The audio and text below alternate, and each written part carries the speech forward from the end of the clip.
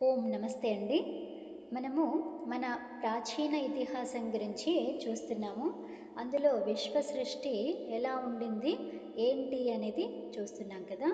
అయితే ఈ సందర్భంలో వేదాన్ని గురించి కొన్ని ముఖ్యమైన విషయాలు మనం తెలుసుకోవడము అనేది చాలా అవసరం. అయితే భారతీయ పరంపర ప్రకారం వేదం అనేది ఈశ్వరీయ జ్ఞానం. కాబట్టి ప్రథమ మానవ సృష్టి సమయంలో వేదం ద్వారానే మనకి పరమేశ్వరుడు జ్ఞానాన్ని ఇచ్చాడనమాట. మనకి అంటే ఇక్కడ మానవులందరికీ అనమాట.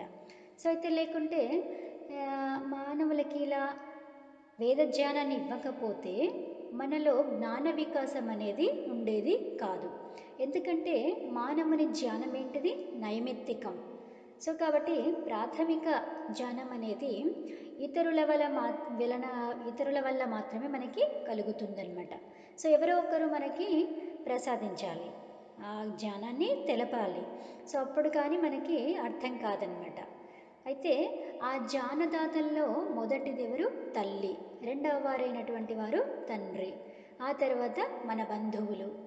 తర్వాత మూడవ వారు ఎవరంటే ఆచార్యులు, ఉపాధ్యాయులు, మహాత్ములు మొదలైన వారు కదండి. సో అయితే ఇక్కడ మాతృమాన్ పితృమాన్ ఆచార్యవాన్ పురుషో వేద అని చెప్పేసి శతపథ బ్రాహ్మణము మనకి చెబుతుంది. అయితే ఇప్పుడు కూడా మనకి ఈ ముగ్గురి వలననే జ్ఞానం అనేది కలుగుతున్నట్టుగా మనకి స్పష్టంగా అర్థమవుతుంది. అయితే మరి ఆది మానవులకి జ్ఞానాన్ని ఎవరిచ్చారు అని మనం ప్రశ్న వేసుకొని ఆలోచిస్తే మనకి సమాధానం సృష్టికర్త ఒక్కరే, అది దాని ద్వారానే సంభవమని తెలుస్తుంది కదండి.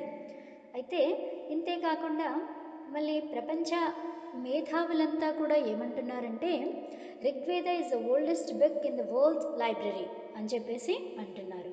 అంటే ఏంటి? ఋగ్వేదమే ప్రపంచ గ్రంథాలయాలలో కూడా ప్రాచీన గ్రంథము అని చెప్పేసి అంటున్నారనమాట.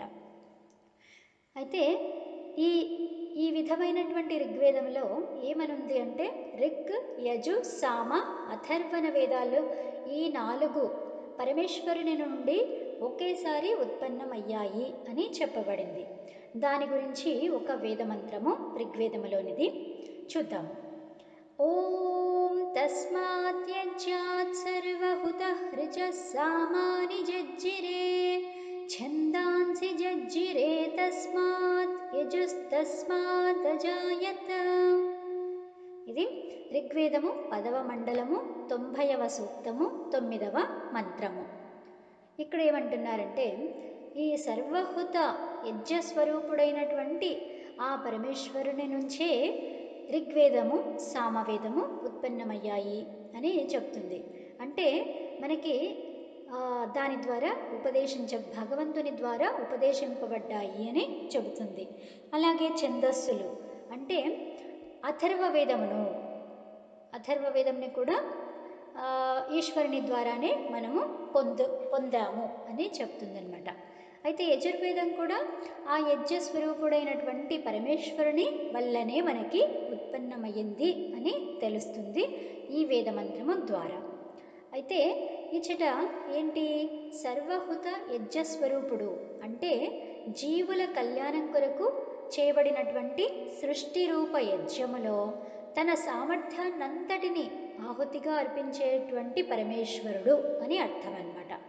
అయితే తర్వాత ఋషులచే రచింపబడినటువంటి బ్రాహ్మణ, ఆరణ్యక, దర్శన ఉపనిషత్తులన్నిటిలోనూ వేదములు పరమేశ్వర ప్రోక్తాలుగానే చెప్పబడ్డాయన్నమాట.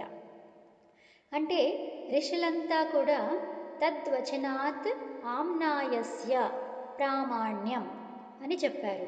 అంటే ఏంటి? పరమేశ్వర వచనములు అగుటచే ఆమ్నాయములే అంటే వేదములే పరమ ప్రమాణములు అని చెబుతున్నాయి. వాటికి అనుకూలంగా ఉన్నంతవరకే మనము ఆ రచనలను అంగీకరించాలి, మా రచనలని అంగీకరించాలి అని చెప్పేసి ఆ ఋషులు తమ తమ శాస్త్రాలలో రాసుకున్నారనమాట. అంతేకాకుండా వేదాలు సర్వ విద్యోప బృంహితలు అని చెప్పేసి ప్రదీపము వలె అంటే చాలా విగరస్గా సర్వ పదార్థ జ్ఞాన ప్రకాశములనియు అందరి చోట కీర్తించబడ్డాయన్నమాట. కాబట్టి సృష్టి రహస్యాలను తెలుసుకునేవారు వేదాలను ఆశ్రయించి పరిశోధనలు చేస్తే మనకి ఉత్తమ ఫలితాలు లభిస్తాయి అని చెప్పేసి తెలుస్తుంది. అయితే ఇక్కడ ఏమంటుందంటే, సో వేదాలతో పాటు వేదార్థాన్ని సమాధి స్థితిలో సాక్షాత్కారం చేసుకున్నటువంటి ఋషులు రాసిన శాస్త్రాలను కూడా మనము పరికించినట్లయితే అవి మనకి సహకరిస్తాయి. కాబట్టి బీజ రూపంలో ఉన్నటువంటి వేదార్థాన్ని అవి ఋషులు రాసిన గ్రంథాలన్నీ కూడా మనకి వివరించి చెబుతాయి. కాబట్టి మనం వాటిని చూసి తెలుసుకోవడం ఉత్తమము. ఓం శం సశేషం.